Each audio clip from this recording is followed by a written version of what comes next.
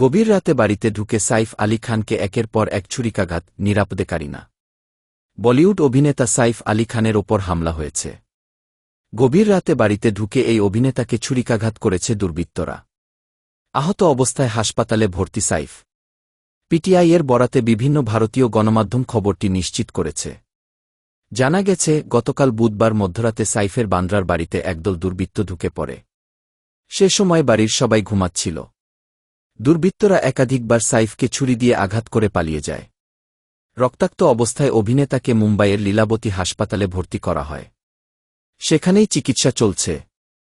মুম্বাইয়ের বান্দ্রা ওয়েস্টে স্ত্রী কারিনা কাপুর খান এবং দুই ছেলে তৈমুর ও জাহারিকে নিয়ে থাকেন সাইফ। মুম্বাই পুলিশ জানিয়েছে, গতকাল দিবাগত রাত 2:30টার দিকে এ ঘটনা ঘটেছে।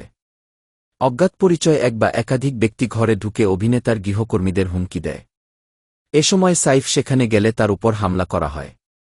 ভারতীয় গণমাধ্যম হিন্দুস্তান টাইমসকে লীলাবতী হাসপাতালের প্রধান নির্বাহী নীরজ উত্তমনি বলেছেন, দিবাগত রাত 3:30টা নাগাদ লীলাবতীতে নিয়ে আসা হয় সাইফকে। তার শরীরে 6টি আঘাত রয়েছে, যার মধ্যে 2টি বেশ গভীর।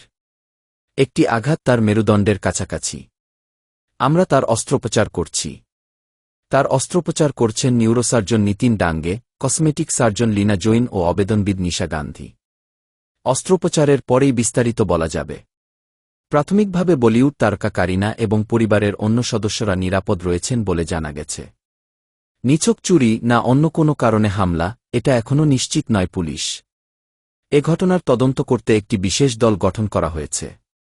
সাইফ আলী খানের পরিবার আজ বৃহস্পতিবার সকাল 9টা পর্যন্ত এ নিয়ে কোনো বিবৃতি দেয়নি।